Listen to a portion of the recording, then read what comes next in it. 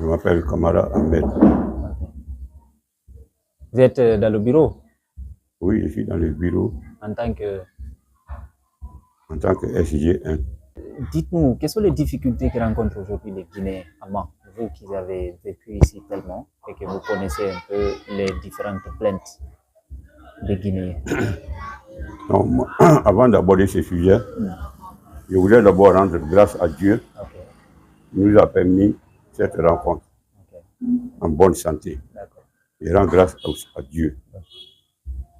Ici, là, comme mes prédécesseurs ont dit, c'est souvent les étrangers qui viennent, on n'a pas de transport, ou des fois même, il y a des décès des Guinéens en brousse. Ils viennent ne sollicitent pas. On va pour ces inhumations-là. Voilà. Généralement, ce sont ces problèmes qu'on rencontre. Alors, est-ce que c'est facile quand un Guinéen décède peut-être dans les brousses là-bas, la levée du corps? Est-ce que c'est facile? Moi, je voudrais faire un retour en arrière. Ce retour en arrière, c'est quoi? Je voudrais remercier les autorités ivoiriennes. Parce que moi qui vous parle, je suis là depuis 1970. Comme ils l'ont si bien dit dans leur hymne national, c'est une terre d'hospitalité. Il y a un adage qui dit, pour que l'oiseau puisse prendre un épi de riz dans le champ, il s'assoit d'abord à un arbre. Il prend des précautions et ensuite maintenant il descend dans le champ. Et nous, moi je suis là depuis 70. Je n'ai pas rencontré de problème majeur avec les Ivoiriens. Je dois les rendre grâce. Ils ont facilité mon séjour parmi eux. Voilà. Maintenant, concernant les problèmes, c'est ce que je viens de vous expliquer. Le problème majeur ici, c'est les inhumations guinéens qui n'ont peut-être pas de parents. Sori et moi, Sori qui est là, qui est parti, on a été enterrés des Guinéens. Parce qu'ils avaient simplement une carte d'identité et puis qui était très périmée. On est parti, on a fait les inhumations, on est revenu. Ce sont ces problèmes qu'on rencontre souvent ici. D'accord. Maintenant, je voudrais savoir, la levée du corps, par exemple, d'un Guinéen qui... Non, levée de corps, ça c'est peut-être un peu trop dit, parce que la levée de corps, c'est généralement quand un corps est dans une mort. Ouais. Et là-bas, là, on va dans les villages, on nous présente, voilà, un de vos compatriotes qui est décédé, et ensuite on va faire l'enterrement dans le plantation de café, et puis c'est terminé. Celui qu'on a été enterré, il avait une carte d'identité consulaire, mais périmée. Et on a cherché par tous ses parents. On n'a pas vu de parents. Le bureau était obligé d'inhumer le monsieur. D'accord. D'accord. Vous, papa, vous avez été là depuis 1970. Oui. C'est ça? Oui. Au-delà de ces problèmes des Guinéens, qu'est-ce qui vous a marqué dans votre parcours d'aventure? Ça intéresse parce que ça peut conseiller les jeunes.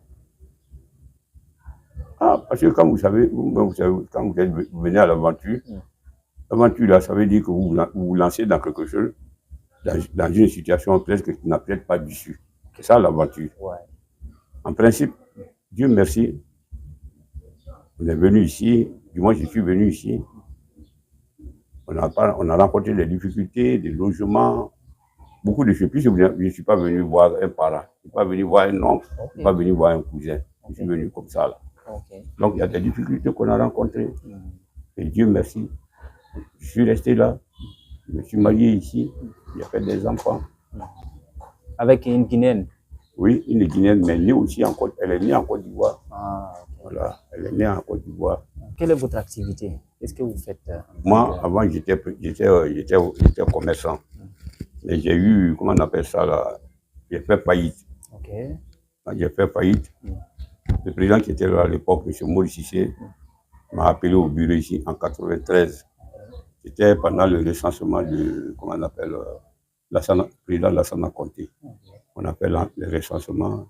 Depuis cette époque jusqu'à 1993, là, évidemment, ça a été à dans des sites, je partais, je revenais au bureau. Sinon, mon activité principale, j'étais agent commercial dans un magasin ici qu'on appelait Mancycle. Ça, c'était mon activité principale. Agent commercial. D'accord. Je posais tout à l'heure la question à docteur par rapport aux jeunes vous, vous êtes déjà les sages des jeunes Guinéens qui quittent la Guinée et qui viennent ici. Comment observez-vous la vie des jeunes Guinéens ici à Mans? Il y en a qui vivent dans la débrouillardise. Okay. Par exemple, certaines personnes peuvent venir et dire, bon, puisque vous n'avez pas d'activité à faire, si vous pouvez prendre des brouettes, vous vous débrouiller avec, c'est débrouiller avec.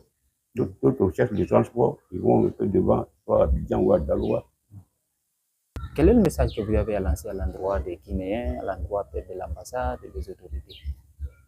Non, moi, le message que j'adresse, c'est d'abord la stabilité dans nos pays. Okay.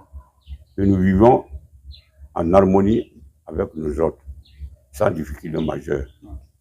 Je souhaite l'harmonie, la stabilité, parce que sans stabilité, aucun développement n'est possible. Même si vous êtes un citoyen lambda, si il n'y a pas de stabilité, vous ne pouvez pas vaquer à vos occupations. Et en Guinée et en Côte d'Ivoire, je souhaite la stabilité pour nos pays respectifs. Pour que chacun cherche son quotidien.